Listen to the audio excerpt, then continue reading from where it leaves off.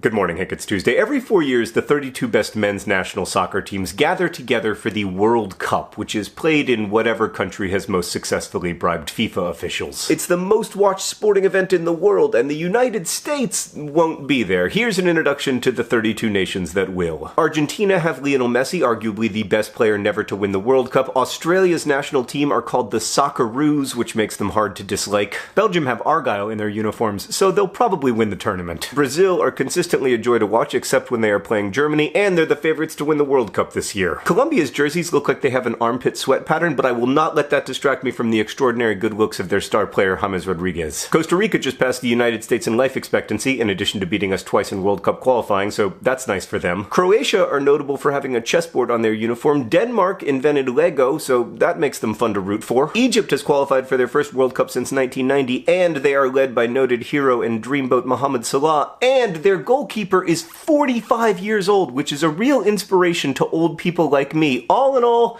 they are my adopted team for the World Cup. England, right, so the deal with England is that every World Cup, all the fans are like, our team isn't even that good, we probably won't even make the quarterfinals, and then they do make the quarterfinals, whereupon they lose, and all the fans are shocked and devastated that their national team did exactly what it always does. France's mascot is a rooster. Also, they're a trendy pick to win the World Cup this year, but they couldn't beat the United States in a friendly over the weekend, so I'm a bit dubious. Germany are very good, and they have a manager who always looks like an aging beetle trying to hail a cab. Iceland qualified for the World Cup despite having a population smaller than Wichita, Kansas. How are we not going to the World Cup? I'm sorry, that is off topic. Congratulations to Iceland, who would be a great pick for my adopted team if it weren't for my undying love for Mohamed Salah. Iran's backup goalkeeper slept on the floor of the pizza restaurant where he worked until signing a professional contract a few years ago. Almost all of Japan's players play professionally for Japanese teams, which is why it's no excuse to say MLS isn't good enough to develop World Cup level players. Mexico are obviously the best team in North America. Also, they have Rafa Marquez, who will be playing in his 5th World Cup. Morocco have a very strong defense, which they will need against Spain and Portugal. Nigeria, meanwhile, have the best kits in the tournament, and if they weren't in the hardest group, they might go far, but they are in the hardest group. Panama have qualified for their first World Cup ever, which is great, and I am totally over the fact that they beat the United States in qualifying. How do you lose to Trinidad? My friend the writer Daniel Alarcon is Peruvian, and their uniform has a sash, and they've qualified for their first World Cup since 1982, making them an excellent choice for your adopted team until and unless you look into these dreamy eyes. Poland are a good long-shot pick to go far in the tournament if their star striker Robert Lewandowski is in form. Portugal have Cristiano Ronaldo, if you're into that kind of thing. I'm sorry, I'm trying to work my way through some of my issues around Real Madrid right now. Russia's hosting the tournament, and I'm not going to say anything else because I am genuinely scared of Vladimir Putin. Saudi Arabia are the biggest underdogs. Serbia has a defense with tons of experience, or put another way,